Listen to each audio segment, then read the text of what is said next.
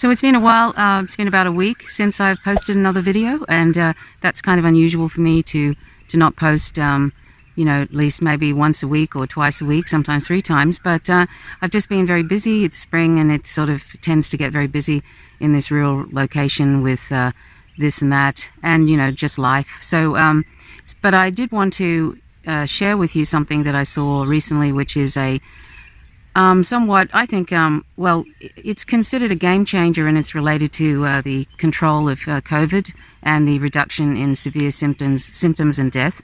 And I wanted to share with you some of Dr. John Campbell, who I probably agree with 97% of what he has on his channel. And he's a very unbiased and sort of pretty much apolitical, I think. I don't think he's fallen for or is following any particular narratives by anybody. He's just trying to present medical information about various forms of treatment of COVID. He was doing other medical issues before COVID, but now he spends much of his time now doing COVID medical advancements and just COVID in general, symptoms and so forth. So I sort of have a fairly good trust of John Campbell, and that's why I mention him every so often. And this one that he's talking about today, and I posted it on my Twitter and various social media platforms. It's called Paxlovid, Paxlovid, and it's an antiviral oral medication. It doesn't need to be injected. It doesn't need to be put in an infusion like monoclonal antibodies. And so it's actually sort of something that they even think might end up being a prophylactic, that people could take this medication in a hotspot, and it would basically not only, and this is even if they're unvaccinated, not only would it prevent the spread, but it would also prevent them from, there's an 89% sort of in this particular trial, which was independently covered by over Pfizer, and it showed that even people that were 60 plus years old that were unvaccinated, 89% of the people in this study managed to not go to hospital, and they were they didn't have the severe symptoms of COVID, and that 60 plus age group that are unvaccinated, and they had comorbidities. They had other sort of illnesses that could really impact. I'd like to actually see how many people were low on vitamin D as well, because there's ample evidence now that if you're low on vitamin D, which a lot of black people and people of color are, that you can end up getting more severe infections, more severe sort of symptoms, and you can end up dying. So it would be great to see what that it would be great to see if what people's blood levels of vitamin D are in relation to these studies. But anyway, I'm not a scientist, and I'm a former registered nurse, so I have very limited knowledge about virology and epidemiology and all of that. But I have some sort of a background, and that's why. But I'm not going to talk about this myself. I'm going to let John Campbell talk about it, and I might throw in some comments. But I wanted to share various parts of this explanation about Paxlovid, which is a protease inhibitor, which is it's like a slightly different molecule to some of the AIDS antivirals that have been given out. So it's been around for a long time. So people who are anti-medication or anti-vaccine or whatever, you would imagine that if they're so against vaccines, even though the efficacy is good in ICU, it keeps 98% on the whole of people out of ICU.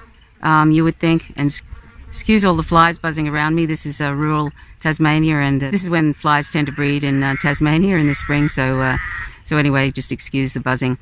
People who are against where it's become politicized, this particular issue about vaccines, etc. They shouldn't have too much trouble with this particular antiviral medication, because it's been around for at least since 1995, I think. It's just a protease inhibitor. It breaks the sort of the ability for viruses to replicate. It sort of interferes with the proteins. Sort of makes it so that they can't shorten these proteins to sort of end up replicating themselves. So it's really that's sort of something that's been around for quite a while. It's different to the other antiviral, molnupiravir, which only has a 50-50 chance of improving someone's outcome if they haven't been vaccinated or whatever. Paxlovid has a much better outcome and could be used for as a prophylactic to prevent the spread of COVID to interfere in hotspots and so forth. So it is literally a game changer. And all the people, the 5 million people, I think, that have died so far from COVID. If this had been around, of course, in the beginning, of course, you wouldn't expect it to be. But, those people most of them would probably still be alive. That's the sad thing about these particular new viruses, which, by the way, are zoonotic diseases. COVID and coronavirus in general are zoonotic diseases. And most of these very lethal diseases, these viruses, which rip through populations because they're new, they are actually zoonotic diseases, and they, oftentimes are a result of humans not being vegan, not having either sort of breeding animals into existence to use them. These industrialized farms, which, by the way, I'm not advocating small farms either, but it's a result of us being non-vegan and breeding animals into existence to use them. These zoonotic diseases happen through these kinds of pathways. So, that's something to remember. One of the many, many reasons that we should be vegan. And the most important one is that animals are not here for us to use. They're not our resources. The other problem, of course, I have with medicine today is that because we are not vegan, because we view animals as property, there is no impulse in the medical profession, the scientists, etc., to look for animal alternatives to finding medications or whatever. And also, that's something that could be looked at. And there are non-animal alternatives to these awful experiments that exist already, and some scientists are using them. But there are a lot of scientists that just think, well, we can just have an endless supply of mice and rats and there are other species as well, many other species, you name it, cats, dogs, etc., primates, all the ones that we fetishize. They're all being used and tortured and killed in these experiments by mostly it's rats and mice. They don't even count how many rats and mice who are sentient, by the way, literally by the hundreds of millions every year. And during this coronavirus outbreak, this COVID-19 outbreak, there would be absolutely millions and millions and millions of mice and rats and other animals, primates and all of that, who are being tortured and killed for these, for us, because we can't stop using animals because we're not vegan.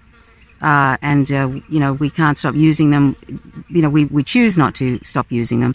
We keep using them in industrialized settings, and we use them on mom and pop farms, and we breed them into existence to sell and all of that. And we also are not vegan. We're assaulting our body every day with animal products which don't belong in our bodies, and you only have to look at nutritionfacts.org, which is a science-based site which focuses on animal products and their effects on our body, but also focuses on the amazing benefits of a plant-based diet. And mind you, veganism, of course, is an ethical position. It rejects the use of animals for food, clothing, entertainment, and other reasons. So I'm not at all happy with the use of animals in experiments, and I know that they could find other ways.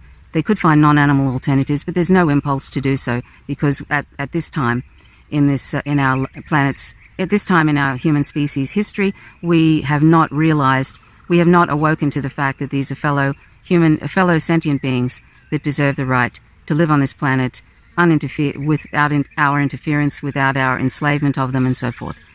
So that is something that we need to evolve with. We could be much healthier, and because we need also vitamin D, and we're not getting enough of that, we could also be supplementing with that with vegan vitamin D, which we should all be doing, because that will help with the terrible outcomes of COVID. It's a very, very important vitamin that we should be ingesting daily. But we could be much healthier, and then we wouldn't probably be as susceptible to some of the more, because a lot of people that are in ICU, they do have comorbidities, they do have other illnesses, but of course COVID doesn't really matter if you are completely healthy either. You can die from COVID, as has been demonstrated many times, during this year and a half of COVID. But, being healthy with a plant-based diet and also not using animals, these zoonotic diseases are the result of us using animals. Animal agriculture is a major, major, major contributor. I know a lot of people like to pretend that it isn't and focus on fossil fuels and all of that, but it is, according to the latest study to date, to 2018 by Dr. Joseph Poore, 40,000 farms, 90% of all we eat, 119 countries. The outcome of that huge study was that a plant-based diet, a diet free of meat, dairy, eggs, fish, etc., is one of the most single biggest things we can do to address the climate crisis. That's something you won't hear at COP26. That's something you won't hear on most leftist live streams when they talk about and they wring their hands about the environment. I'm sorry, I'm a little bit impatient about this sort of slow movement by the left to embrace veganism for all the reasons I've mentioned now. So anyway, these are, veganism is so important in so many ways. So that's something that we should really, really think seriously about, and because it will really, really help.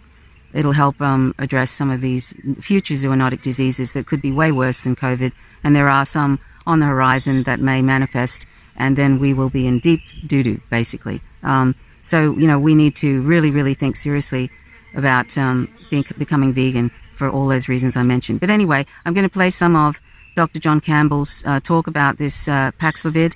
It might ease your mind a bit that we might be coming out on top of this very deadly virus, and that we have a chance to, and that even people who have decided for all the political and misinformation and all of that out there, that they could survive if they got COVID and they didn't have any vaccinations.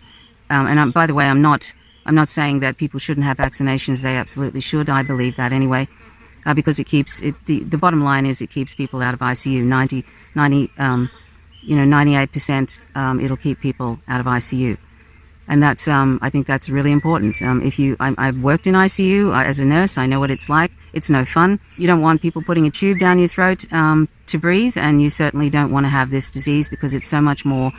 It's got so, excuse all the flies flying around.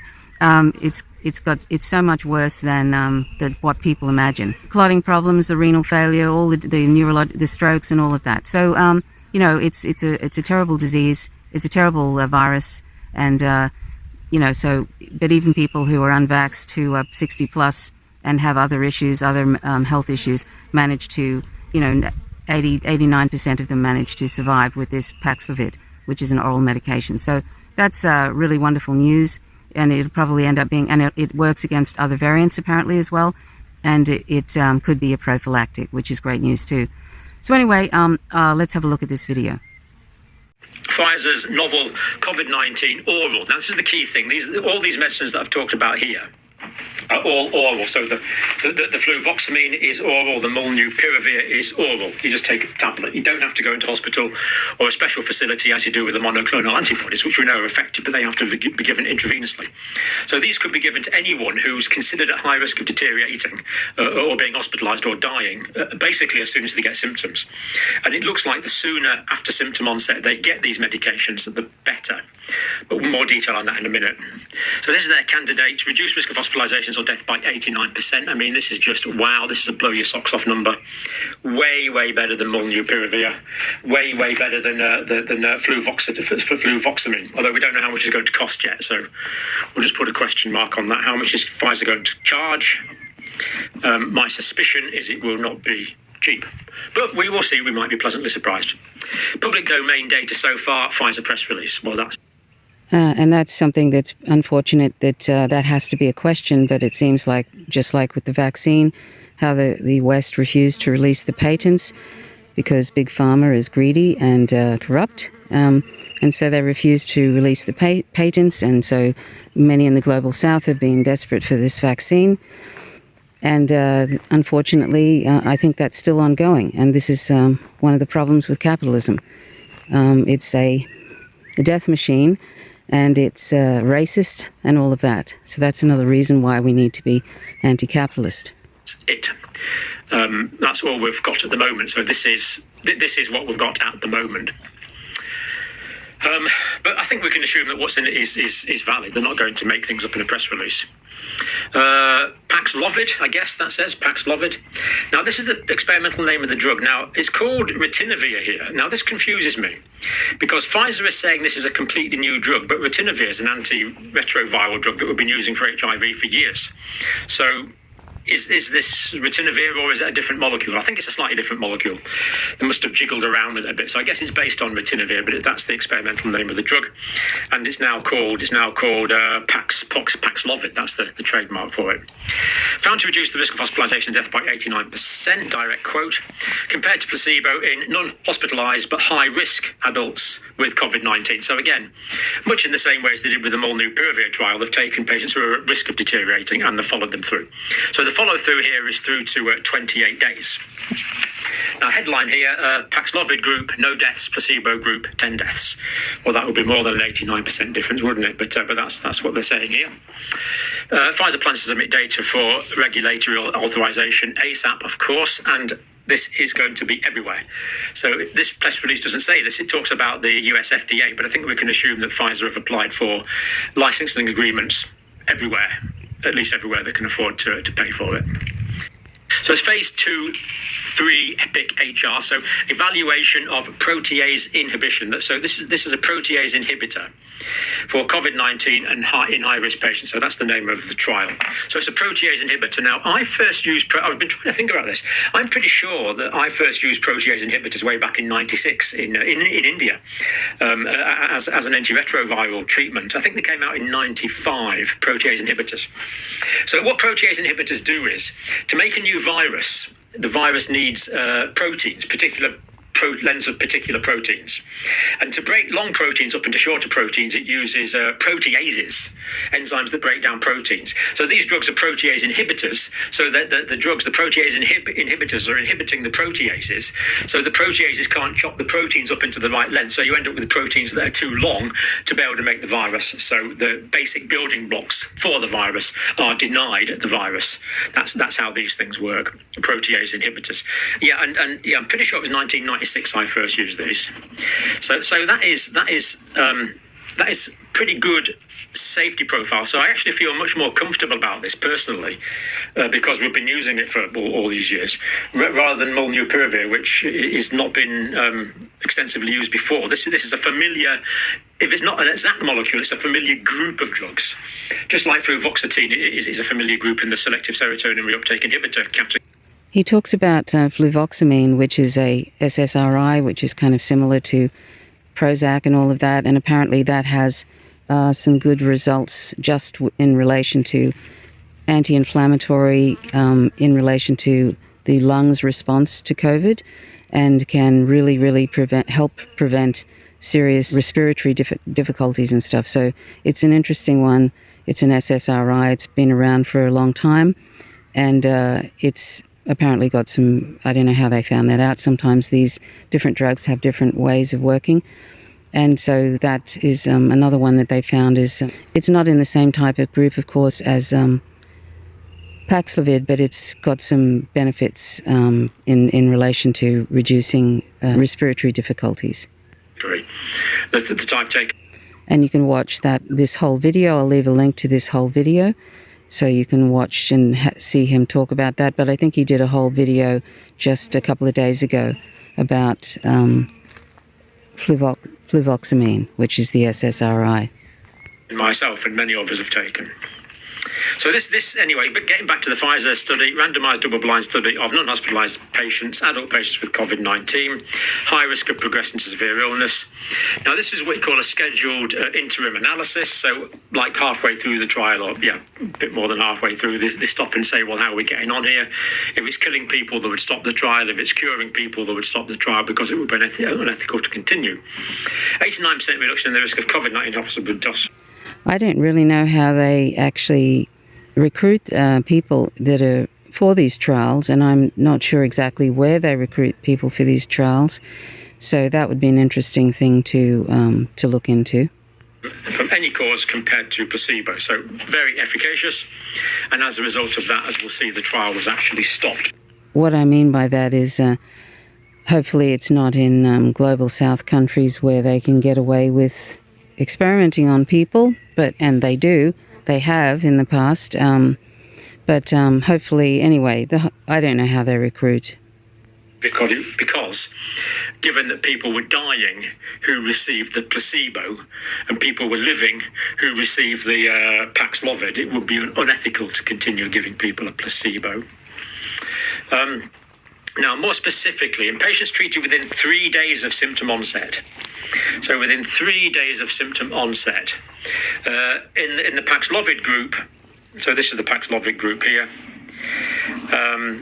0.8% of patients were hospitalised, 3 out of 389 patients, no deaths. So that's one group there. Here's the placebo group to compare it to. So there's the placebo group, because we like to compare groups with groups, is exactly what we do. There's the placebo group, 7% of patients hospitalised, that was 27 out of 385. Tragically, 7 subsequent deaths. And the probability, that the difference between the Paxlovid group and the placebo... I really like this John Campbell. He seems like such a kind man, and you can tell that he really cares about this issue. He cares about these things coming to an end, this awful viral pandemic coming to an end, and I just like the fact that he seems to be a caring individual. The placebo group arose by chance was P equals 0.0001, which is a 1 in 10,000 chance that result could arise by chance. In other words, we're pretty certain that this is a genuine difference between the two groups, greatly in favour of the Paxlovid group. I mean, that is a clear-cut slam dunk as far as clinical trials are concerned. It doesn't get much clearer than that. So it's looking remarkably amazing, really, at the moment. In patients treated within 5 days of symptoms, 1% of patients in the Paxlovid group were hospitalised, 6 out of 607. So clearly, well, not clearly, but this is intimating quite strongly that the earlier the treatment started, the better. Placebo group, it was 6.7% of patients hospitalised or died, 41 out of the 612, 10 subsequent deaths, I'm afraid. And again, the p-value 1 in 10,000 that this result. And I'd be interested to see if this has this particular drug has any effect on people who have long COVID. That would be something interesting to find out about. Rose by chance. So again, we've got the comparison between the two groups there. And it's clear this is what clinical trials are all about, comparing the placebo group with the intervention group, and the result is clear. So at the recommendation of the Independent Data Monitoring Committee and in consultation with the US Food and Drug Administration, Pfizer will cease continued enrolment. So basically the Data Monitoring Committee, which is independent, and genuinely independent, no cynicism there at all. And the US FDA, they said... Yes, John Campbell's, he realises that there are some sort of dodgy trials that have happened in the world. So, it's always good to hear that it is genuinely independent, and one can hope that's the case. So we're happy with this. You don't need to carry on experimenting. This data is good enough. And given the numbers we've got on those p-values, it is good enough. I agree completely. In fact, it's really quite impressive due to overwhelming efficacy of the results demonstrated. Now, they've got as far as enrolling 1,219 adults. They were scheduled to do 3,000. Now, if the results had been more subtle, you might have needed 3,000 to differentiate if there was a benefit or if there was an adverse effect. But the effect is so obviously massively beneficial that 1,219 patients were more than enough. These patients were recruited in North and South America, quite a few from the United States, actually, Europe, Africa, and Asia. So international cohorts, which is always good to see. Enrolled individuals all had a laboratory-confirmed diagnosis of PCR diagnosis confirmed. They were all definitely infected. They all had early mild to moderate symptoms, which, of course, virtually everyone does at the beginning. So this is not really excluding many people, which is exactly what we want, of course. And they had at least one underlying comorbidity or increased age. Randomised 1-to-1 or placebo, orally every 12 hours for 5 days. So as simple as taking a pill, which is what it is. Now, safety. This is crucial. Now, with the molnupiravir, there is a reason, and I don't know yet. I stress I don't know, and I stress that the regulatory authorities don't seem to be worried about it. But there's a reason why that this might cause problems a few years down the line, because it's got the potential. Well, we know it works by mutating viral RNA, and I want thorough reassurance that it doesn't mutate human RNA and DNA before I can comment further. And we simply haven't got that data yet. We're just at the stage of taking people's word for it. And there's a theoretical reason why I'm uncomfortable with that. The antidepressant one, the selective serotonin reuptake inhibitor, more than happy with that. I've taken a course. We've been using them for years and years. We've got millions and millions and probably a billion people around the world have taken them, more than a billion. And likewise with this new drug, we've been giving them out since 1995, these protease inhibitors. So I feel pretty comfortable that there's nothing that's going to come back to bite us in the ankle in years to come with this. So what I'm not worried about is the longer term side effects. So what we need to look at is the shorter term side effects. And that's what this data gives us information on.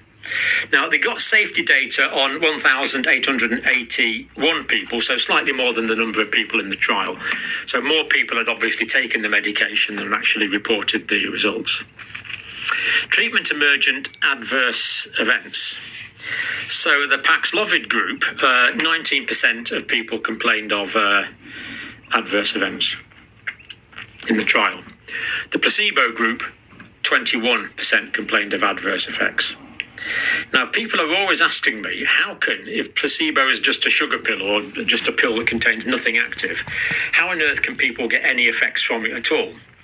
Well, the answer is that they can get beneficial effects called placebo effects.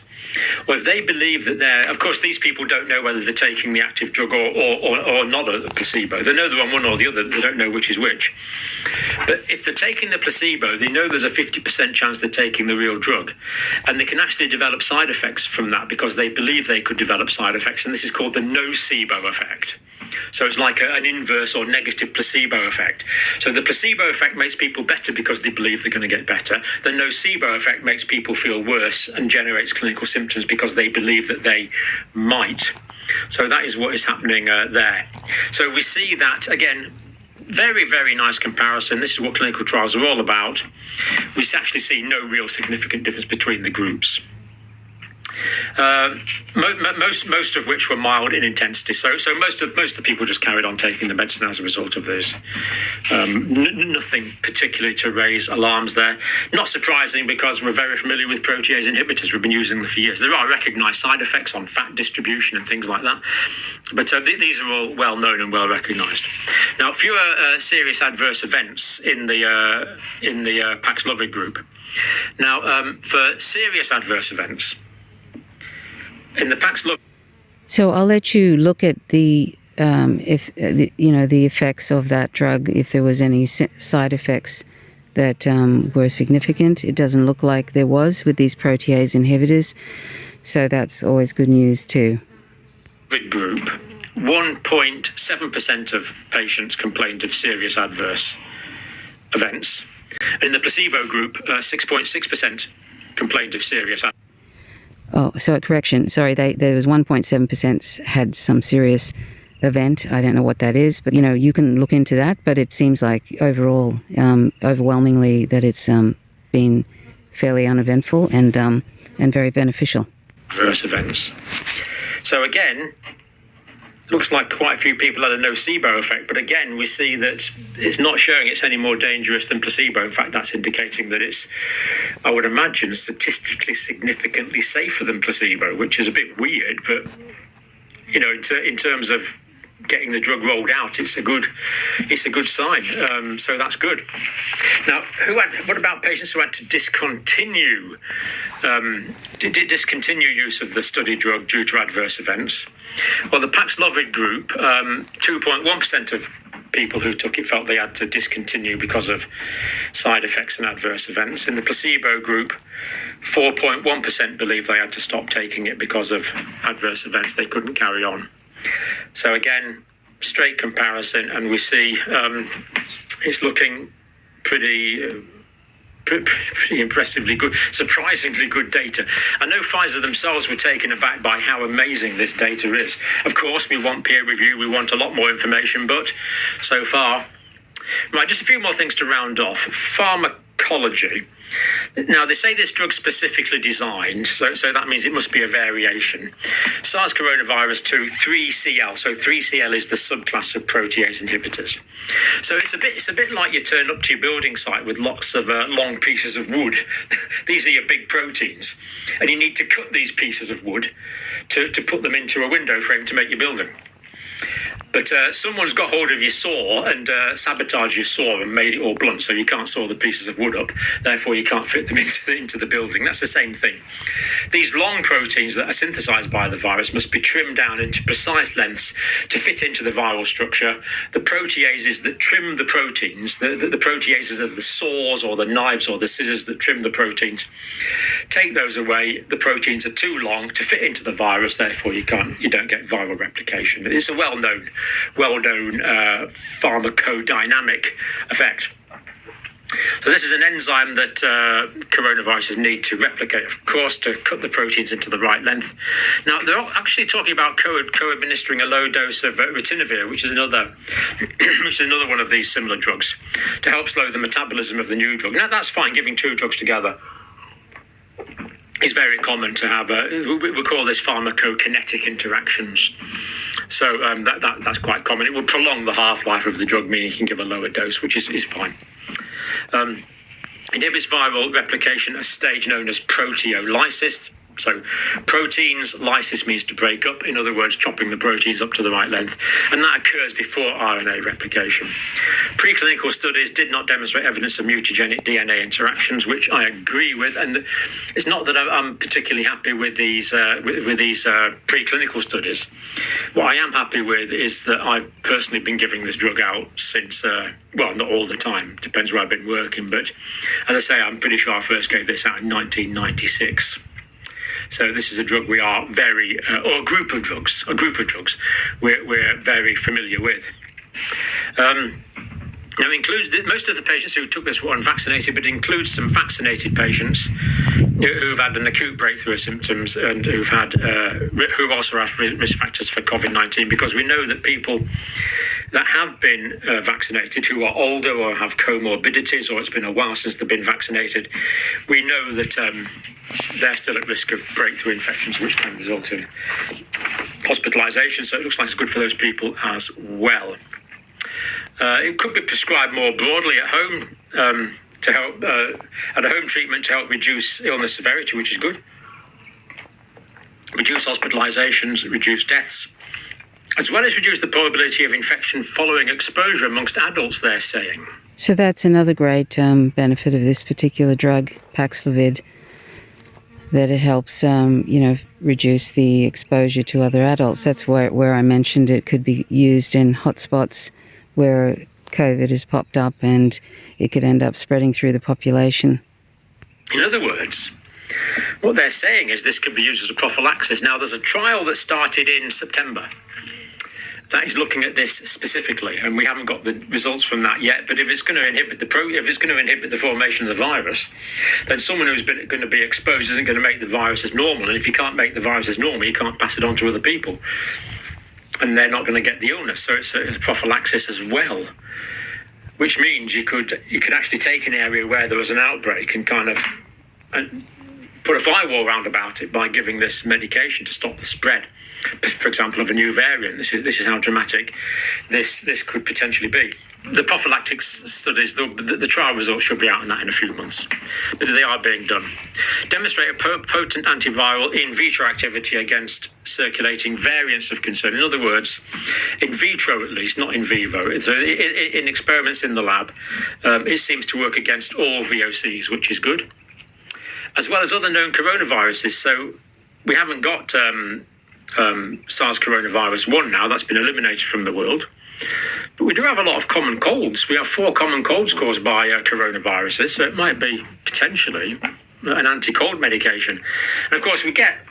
So that's basically indicating more zoonotic diseases, and so this is another reason why we should be vegan and So we're not using animals, not exploiting them, and not bringing them into existence, and then we end up, getting viruses and other illnesses due to our exploitation.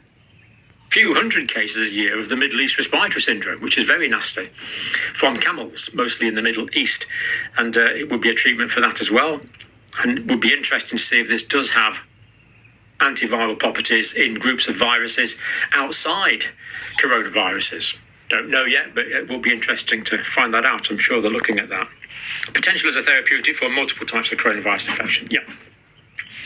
Okay, we'll just say a little bit about what the boss is saying. Chairman, Chief Executive of Pfizer. Today's news is a real game changer. Now, if all this checks out, I agree with him. This is where some people who are totally against Big Pharma produces products that oftentimes work, that if they didn't do that, people wouldn't buy their products. Yes, they're corrupt. Yes, they're greedy. But the thing is that they try to produce products that do work because they want to sell them and they want to make money. Yes, they can be very corrupt. They can be greedy. And that's awful. They can also hold patents over the head of the global south and refuse to release patents, and then lots of people end up dying. They can be all those things, and yet they can produce a product that works, which looks like this product probably does. And this is the unfortunate nature, though, of capitalism, where health and profit should not be associated. It's just something that breeds corruption, it breeds greediness, and it's dreadful. On this occasion, it is a real game changer. In the global effort to halt the devastation of this pandemic, I agree.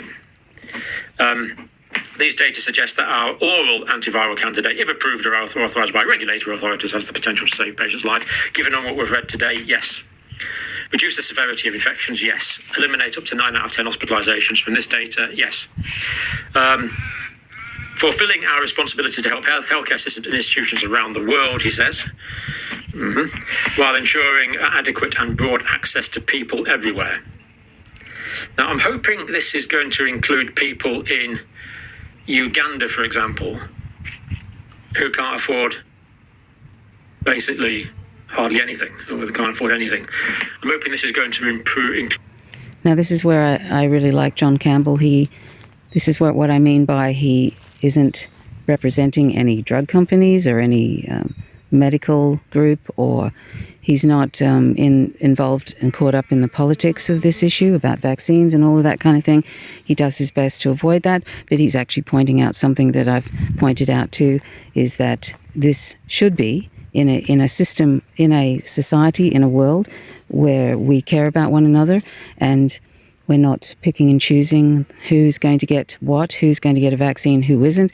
White people going to get a vaccine, and people of colour and black people have difficulties getting it, or whatever, or they can't afford it, or whatever. That should not exist in a healthy and empathetic and human society.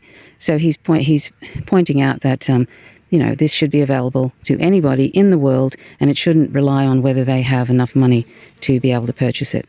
People in the very poorest parts of the world to whom $1 is a daily income.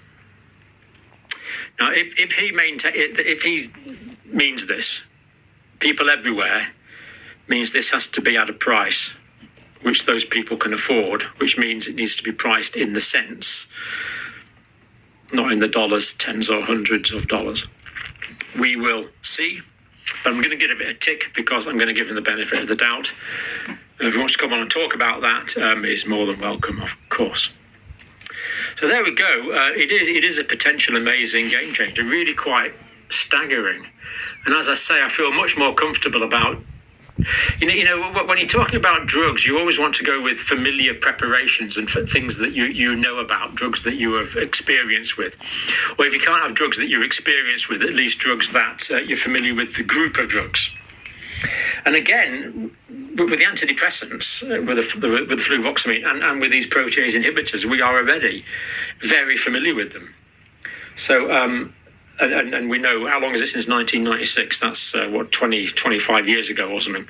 So I'd agree with that. So, SSRIs have been around for a few decades. Protease inhibitors have been around for a few decades. So, Paxlovid is something that, and also that fluvoxamine, which is a SSRI. These are two drugs that are already been around, so the world has an idea of the outcomes of that, the side effects, etc. You know, we've already got 25 years of safety data, and it is pretty good. So there we go. Pretty interesting and exciting, and interesting to see which way the regulatory authorities jump. If they jump fairly quickly, like the British authorities did with the molnupiravir, that would be more understandable than I'm not quite understanding why the British authorities jumped so quick with molnupiravir. But with this one, if regulatory authorities on both sides of the pond jump fairly quickly, I would find that much more comprehensible and feel much more comfortable with that. Sorry if I've gone a bit long, but thank you for watching. So thanks for watching. I hope you found that informative and maybe makes you feel a little bit more optimistic about the future of this particular virus and other viruses that are like it. It's good news, I think, and hopefully that won't take too long before it's rolled out all over the world, not just in the global north, but all over the world. And maybe we can get on top of this quickly and maybe be able to then sort of focus on more important issues, really, in many ways, the climate crisis, which is looking more and more like it's going to finish us and other animals on the planet. So it would be good to get that out of the way, because that's been a preoccupation with people naturally, because it's so deadly for such a long time. And, you know, a year and a half, it seems like it's just going on and on and on. So hopefully there'll be more of this. This won't end with, but there'll be more of this, and hopefully it will put an end to this particular, or at least get rid of it to the extent that it's not dominating everything that is happening in the world, basically. So thanks for watching. My name's Trish Roberts. You're watching Facing with some Riga. Till next time. Bye for now. Go vegan.